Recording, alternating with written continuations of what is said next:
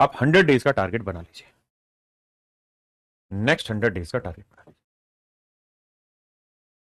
अगले 100 दिन का टारगेट बना लीजिए। अगले 100 दिन में जो भी आप तैयारी करने जा रहे हैं, आपको अपना शेड्यूल कैसे तैयार करना चाहिए, ये सब आपको अपने आदतों पर और अपने व्यवहार पर और अपने वातावरण के हिसाब से डिसाइड करना। मैं आज आपको कुछ सजेशन दे रहा हूं, सीजल मिंटू नहीं है। मेरे प्यारे बच्चों, बहुत सारे बच्चे मॉर्निंग में जल्दी उठते होंगे और बहुत सारे बच्चे रात तक लेट में काम करते होंगे, तो हर एक का नेचर अलग अलग है। मैं आपको स्पष्ट रूप से सलाह देना चाहता हूं कि 8 घंटे आप अपनी प्रॉपर स्लीप लीजिए। 8 घंटे सोना ही सोना है, इसमें कहीं कमी नहीं छोड़नी, हाँ है ना। 8 घंटे साफ सुथरी संतुष्टि पूर्वक नींद लेनी है, चाहे रात को ले लो, चाहे दिन में ले लो, चाहे ब्रेक लेके ले लो, जैसे मर्जी। मैं अपने विचार व्यक्त कर रहा हूं, आप अपनी तरफ से देखिएगा। रात की नींद, भगवान ने रात बनाई नींद के लिए है, तो रात की नींद लीजिए। अगर दिन में आपको एक ऐसा वातावरण मिल जाता है जहां बैठकर पढ़ाई कर ले, तो मेरे प्यारे बच्चों, मॉर्निंग में जब आप उठते हैं सुबह 5 या 6 बजे के आसपास, तो 5 बजे जब आप उठते हैं, उठने का 5 बजे आप 10-15 मिनट पहले होकर तैयार हो जाते हैं, तो आप करिए क्या, जो मैं अपनी सलाह आपको दे रहा हूं, कि 5 से 6 का जो समय है ना, ये एक ऐसा समय फिक्स करिए जब आप उठे और आपने अपनी जो नित्य क्रियाएं हैं वो पूरी कर ली, और 5 बजे आप तैयार हो गए पढ़ने के लिए। तो मेरे प्यारे बच्चों, यहां आप जो तैयारी स्टार्ट कर रहे हैं ना, वो तैयारी करनी स्टार्ट करिए मेरे प्यारे बच्चों, जीएस की। जीएस की कुछ भी याद करने की कोशिश मत करिए, क्योंकि याद करने से कुछ याद होगा नहीं। बस ऐसा माहौल होता है 5 बजे का जहां कोई इधर उधर की आवाज नहीं होती, डिस्टर्बेंस नहीं होता, और आप यहां जीएस को पढ़ना स्टार्ट करिए। जो भी आपके पास बुक है, जो भी आपके पास किताब है, हम भी अपनी कुछ किताबों का सजेशंस आपको आज पीडीएफ में प्रोवाइड करा देंगे। जो भी मेरे प्यारे बच्चों आपके पास किताब है, उस किताब को बस सिलसिलेवार तरीके से पढ़िए। आज ये पहला पेज लिया, आज मैंने 5 पेज पढ़ने हैं बस, या 3 पेज पढ़ने, जो मेरी हिम्मत है, जो मेरी कैपेबिलिटी पे पढ़ता है, मैं उतना ही पेज पढ़ूंगा। आप 5 पेज बस लगातार पढ़ते चले जाइए, लगातार पढ़ते चले जाइए, हाँ है ना।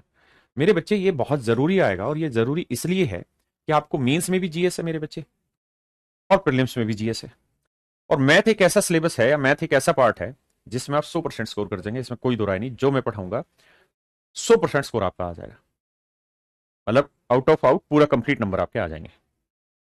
तो जीएस को 1 घंटा आपको डेली देना ही देना है, चाहे कुछ हो जाए, और सबसे मॉर्निंग का समय आप दीजिए, है ना। उसके बाद आप अपने 6 बजे के बाद उठिए, 1-1.5-2 घंटे आप अपना घूम फिर लीजिए, एक्सरसाइज कर लीजिए, माइंड को फिट कर लीजिए, कहीं घूमने निकल जाइए, आधा घंटा 20 मिनट जहां भी आपको व्यवहार मिलता है। और मुझे लगता है 7 बजे से 8 बजे के बीच में आपको फोकस करना चाहिए मेरे बच्चे इंग्लिश में। यहां 1 घंटा जितना संभव हो सके रनिंग करिए, रनिंग अगर संभव नहीं है तो योगा वगैरह करिए, ताकि माइंड को रिलैक्स मिले, हाँ है ना। तो मेरे प्यारे बच्चों, 7 से 8 आप इंग्लिश पढ़ना स्टार्ट करिए। इंग्लिश दो तरीके से पढ़ी जानी है मेरे बच्चे, एक तो वोकैब वाला पोर्शन है, और एक रीडिंग कॉम्प्रिहेंशन वाला, या जिसे हम रीडिंग पोर्शन बोलते हैं। आप भी जानते हैं कि आज के समय में इंग्लिश में ग्रामर का जो पोर्शन है, उसकी वेटेज उतनी नहीं है जितनी रीडिंग स्किल की इंपॉर्टेंस है। तो आपका रीडिंग स्किल जितना बेहतर होगा, उतना बेहतर तरीके से आप परफॉर्म भी कर पाएंगे। मैं ये नहीं कह रहा हूं कि ग्रामर का वेटेज नहीं है, सब कुछ वही है, लेकिन उसके बिना भी बहुत सारे बच्चे सिलेक्शन ले रहे हैं।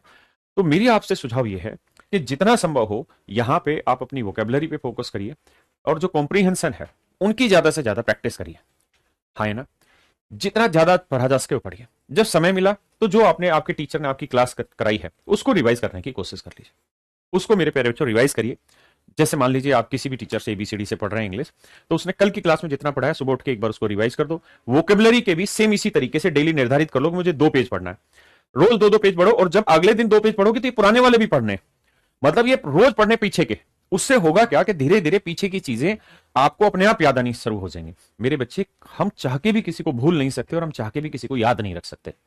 याद वही चीजें होती हैं जिनके, जो हमारी नजरों के सामने से रोज गुजरती हैं। रोज गुजरेंगी, याद हो जाएंगी। रोज नहीं गुजारोगे, भूल जाओगे। सिंपल बेसिक फंडा है। लोग पुराना प्यार भूल जाते हैं, क्यों भूल जाते हैं? क्योंकि उस प्यार से अब कॉन्टैक्ट नहीं है उनका। अगर कॉन्टैक्ट रहे तो ना भूले, सीधी सी फंडा है। तो सिर्फ और सिर्फ एक ही काम करना है कि रोज लगातार अपने काम को रिवाइज करना है। 8 बजे के बाद आप अपना नाश्ता करिए, जो आपको समय आधा घंटा आपने खाने पीने में हेल्दी उसमें बिताना हो बिताइए। उसके बाद मेरे प्यारे बच्चों, फिर आप रीजनिंग को उठा लीजिए, और जो मैंने आपको शेड्यूल बताया 7 से 8, तो उसके बाद मेरे बच्चे आप रीजनिंग उठा लीजिए। आधा घंटा, 20 मिनट, 30 मिनट, जो आप करना चाह रहे हैं वो काम कर लीजिए रीजनिंग में, जितना आपसे पढ़ने का मन कर रहा है। बिल्कुल खटाखट आमने सामने जुड़ के जल्दी जल्दी सोल्व करने के प्रयास करें। तो मेरे प्यारे बच्चों, ये प्रोसेस रहेगा। रीजनिंग वीजनिंग आप अपने तरीके से, जहां पे भी अगर आप कोचिंग ले रहे हैं तो कोचिंग वाले टीचर जो तैयार करा रहा है उसको खटाखट खींचिए। अगर इंग्लिश वाले में कोचिंग ले रहे तो इंग्लिश वाले को कर लीजिए। अगर आपको लगता है कि इंग्लिश की क्लास रिकॉर्डेड देखी जा सकती है तो लाइव ना पढ़ के उस बैच में आप रिकॉर्डेड उसकी 2x की स्पीड पे खटाखट कीजिए। हाँ है ना, अपने हिसाब से चीजों को चुन लीजिए। तो आज मेरे प्यारे बच्चों आपने अपना एक शेड्यूल बनाना है और उस शेड्यूल को बनाने के बाद आपने उस शेड्यूल को फॉलो करना है।